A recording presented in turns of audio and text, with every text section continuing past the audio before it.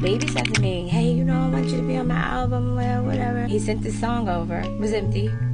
But it just had a hook on it. And so I sent it back to him quick. They had the record for a while. Now, you know, me and Slo were talking. We were talking, constantly talking. Listen, we're about to be like the mafia family. It's like, I'm the Gambinos, you know, you have like the family inside of the family. So go ahead, put whoever you want on the record. Because I already knew. We put the record out. I guess they didn't like the response. And when they saw the response, they just pulled the record off. And it's like, wow. And if you listen to that song, the way I did my vocals, hers were different from how I did my vocals at that time. Shortly after that, she started releasing all these records, doing her vocals the way I did my vocals. The problem with her is she was very catty with it. I never had a problem with her. I was always nice with her. The story she told, I don't even know what the heck she was talking about. Like, that's not even how it happened. But after that, it almost seems like when they realized, okay, we need Kim, we want to study her swag. And I think they wanted to get that record just to stamp that I was okay with what was going on. For me, it was a break back into rotation. But I personally think they didn't want me to stand beside her. With Motorsport, I kind of felt ambushed. You know, I felt like Quavo at that time was, like, Quavo was my baby. I loved Quavo. And at the time, I went on Twitter and I explained how Motorsport came about.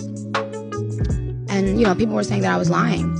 So I texted Quavo and I said, hey, just, you know, could you back me up on this? Because, you know, I don't want people to think I'm lying. What do I have to lie about? You know, he texted me, he was like, I would go on Twitter and back you up if you were my girl, LOL.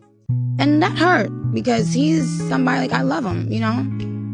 It hurt my feelings to know that people would watch me be slaughtered and not one person will step in to say the truth.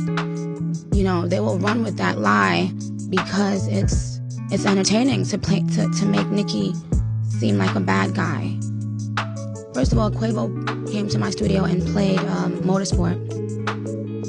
He was the only person on Motorsport. I said, oh, that's a hit. That's out of here. I want to get on that one. He came back after and said, all the guys going to be on Motorsport. And he texted me and he said, is it okay to put Cardi on it? And I still have the text on my phone where I said, yeah, let's do it. And that's the only story I told. You know, I said exactly how it came about. It was time to clear the air about that. No one did that.